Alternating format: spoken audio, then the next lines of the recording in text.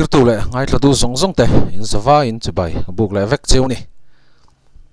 voina video kan ria khau tu ra hi ni som pathum thakwa sang ni som ni pali jing dar thum le minute som ni panga em borvel thil thleng ania he thil thlen nam hun hi long tlai bazar muna thleng ania heng tiang heng group pakhata a video nen caption nen hen forward ania comment tam tak om hala comments ero hi chu karon share chuak vek lo maiga chuanin hei po hi caption le video hi forward ania forwarded ti anziaka chuanin kan share ngala nge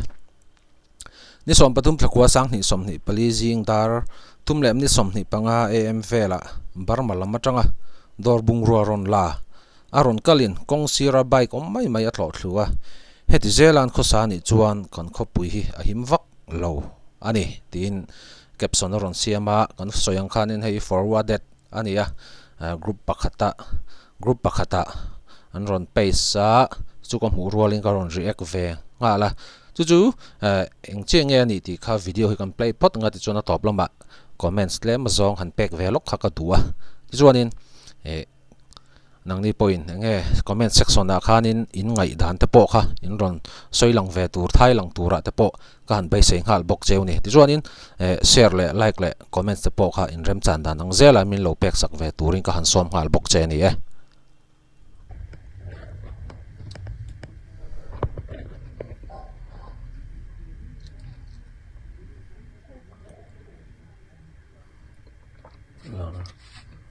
Katsu. Bueno.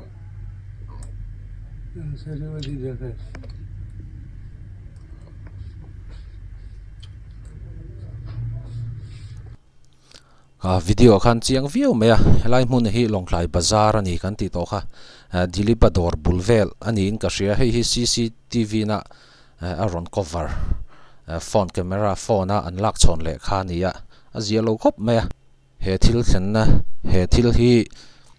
jingdar thum lem ni som ni panga em borvel thleng ania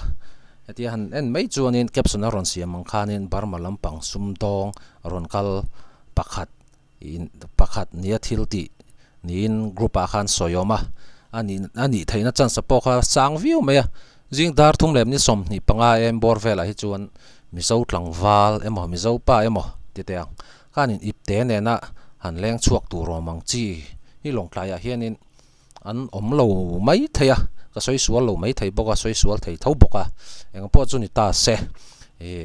jingdar thum lem ni som ni panga ma chuanin mizo jing a chuanin ipte ne na han chuak tu romang chi kha an ominarin om vak lo ani ti chuanin kha han kal zela an thian pa pakhat hi han kal tlang thadewa han kal tlang ve mai om khania ma se kal tlang du tlat lo mai bike sen bula khana dinga an hoi kwal vela mishing tu man omlo nia a hriat nuwa bike ding hle lai kha an thlo thlu top me a sual thak khop maya thinina mishing hi kan lo sual aniang mi lir thai poisoi lo ama om ve top ding ve top ka kutte kan han thak du thina dar thlang te kan han chuke du mai thin te han thlo thluk mai du ang chi te hal sak du ang chi ril ru te kan pu thin hi a sual thak hi ka ti khop maya eng tiang ang mishing hi chu an dam chung zong hen an tluang in karing lo ni an Thiltih na chi sang sanga po hen mo tunla hen bar long tlai a hian in Burma lampanga kan u naw Sumdawng tam tak anoma an fel maya fel tam tak zinga hianin a sual mi pani khat hianin Burma lampanga kan u naw te ming hi ati chethin ni in ka ria hei an mani po hen an du lo ve thin khop maya a hril te po hi a in hril ve na sign ka ringa tunlai social media chak to sia CCTV mun tina hianin kam deuh vek khani to thina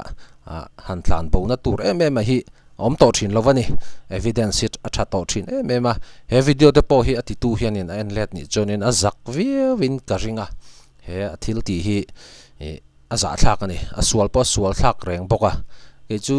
mizoan niemo Burman niemo tuikukan niemo eng mi po ni se heng tiang lir thei chunga moi lo taka an han che du thin mi mishing hi chu ka ngei thin khop maya kalir thei chunga ta kalir thei chunga ti ata na po hian ka du lo shima chuwang chuanin he Thiltih hi nakina chuanin an thian te tan po hen a lo poi zel angem o ti ngei tu na kha kaneya he thil hi chu sim wang chi ni ka ti ni ti khanin top lampang kan hai don to nga comment section a khanin in ngai dan te po lo soi ve ta ula he caption a ron siam ang hianin Burma Sumdawng Pakhatina mi bike hle lai tlo tlu lova kal tlang thai mai tur kha an dinga an tlo tlu sha ma khania athin rim thak khop maya nge ingai dana kha comment section lama an lo ngai chang reng che ni khati song kha video kan ron siam thei chu ni le ta mai ta se ni danga video thar dang nai kan hmu le thau don ne